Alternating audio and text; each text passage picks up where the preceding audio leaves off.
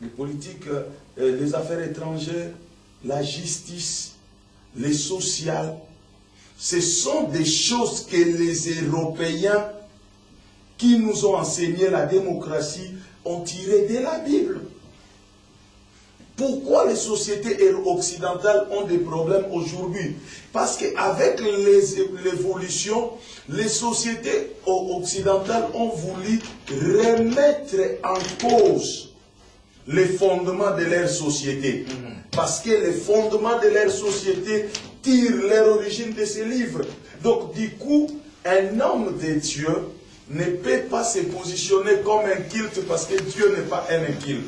Donc les hommes de Dieu doivent avoir quelque chose à dire dans tous les domaines de la vie. Les hommes de Dieu doivent être capables de parler de l'économie, les hommes de Dieu doivent être capables de parler du droit, les hommes de Dieu doivent être capables de parler du social, les hommes de Dieu doivent être capables de parler de la politique, parce qu'on ne peut pas dire l'Église est apolitique.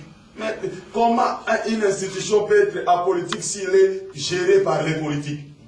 Non, mais l'Église est gérée par les politiques. Nous disons, non, nous sommes apolitiques, nous n'entrons pas dans la politique. Au même moment, ces politiciens continuent à prendre des mauvaises décisions et mettre en place des mauvaises lois qui détruisent la société. Nous disons, nous sommes apolitiques. Lorsque nous regardons l'histoire de l'Église, l'Église a géré, jusqu'à pas longtemps, l'Église a géré le monde. Mais parce qu'à un moment donné, les gens ont mis l'Église à l'écart, c'est pourquoi on a des lois qu'on a aujourd'hui, on a des sociétés qu'on a aujourd'hui. Donc, par rapport à l'Afrique, Dieu a une pensée.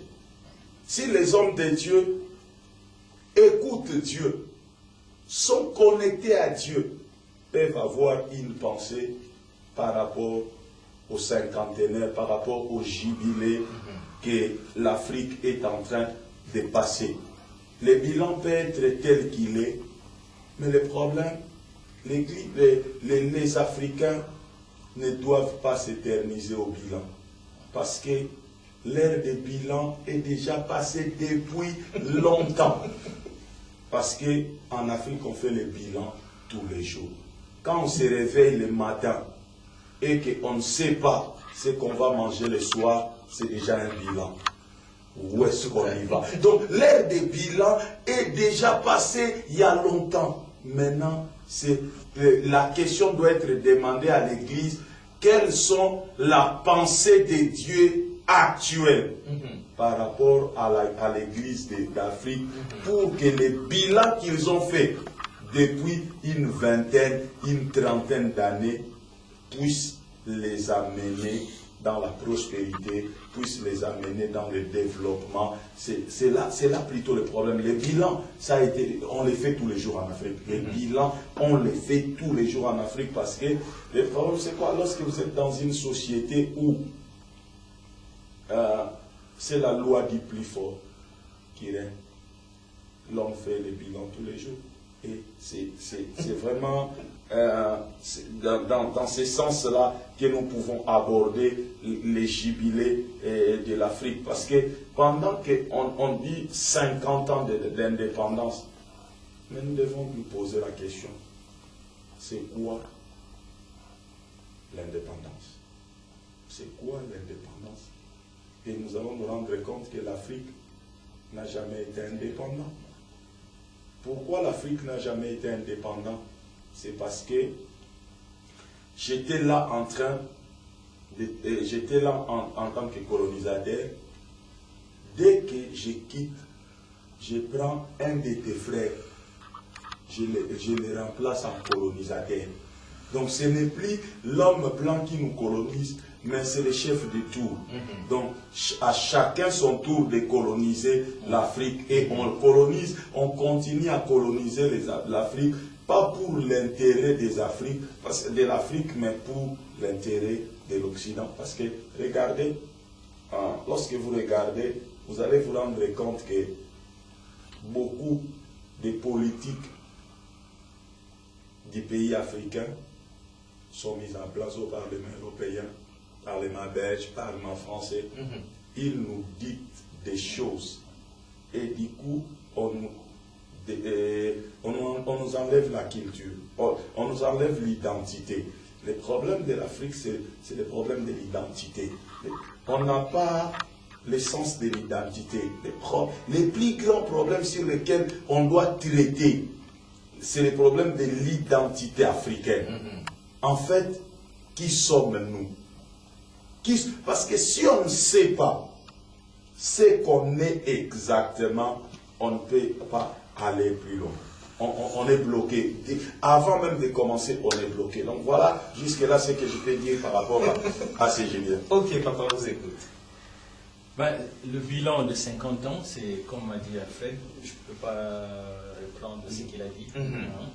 Donc, on est comme qui dirait d'accord que c'est un fiasco complet. Seulement, est-ce une manière, si nous avons bien perçu les paroles de l'homme de Dieu, est-ce une manière de dire à tous ceux qui nous suivent que l'Église est comme ça l'espoir de l'Afrique? Aujourd'hui, si c'est cette Église dont nous sommes en train de parler, je ne vois pas en quoi elle sera l'espoir de l'Afrique. Parce qu'elle-même, elle a des problèmes en quantité. Tout à fait. Donc, nous voulons compter, nous voulons croire que l'Église est l'espoir de l'Afrique, mais l'Église qui soit vraiment pleinement dans la réforme. Et c'est un travail qui doit d'abord entrer dans la mentalité. Dans la mentalité, que l'Africain reconnaisse son identité, parce qu'en fait, l'Africain est lié encore avec son passé. Si nous voulons que l'Afrique puisse changer, il faut aussi, à un moment donné, se dire stop avec la haine du passé, souvent contre les Blancs, mais pour que nous puissions nous ressaisir, parce qu'on prépare le futur dans le présent. Mais si on reste lié seulement, on nous a fait ceci, cela, et ainsi de suite, on n'arrivera pas à préparer l'avenir. Mais nous avons des hommes, des femmes capables de travailler vraiment comme il se doit en Afrique, et des hommes, des femmes capables dans l'Église, mais une Église qui soit vraiment l'Église. En tout cas, pour moi, personnellement, du fait que j'avais quitté le pays depuis 27 ans, bon, tout ce qui est, par exemple, politique, ainsi de suite, je ne l'ai plus vraiment suivi. Mais par contre, ce que j'aimerais souligner, c'est que nous ne devons pas, nous les Noirs, nous regarder seulement en tant que Noirs. Nous devons prouver que nous sommes aptes à faire des choses, que ce soit dans le domaine spirituel, que ce soit dans le domaine, dans d'autres domaines comme financier, et ainsi de suite. Je l'ai vécu dans la ville où je suis. Ce qui signifie que dans ma ville, il suffit d'arriver même à la gare, qui que ce soit, un blanc ou tu demandes, révérend Jean-Marie, on te conduit jusque dans mon bureau.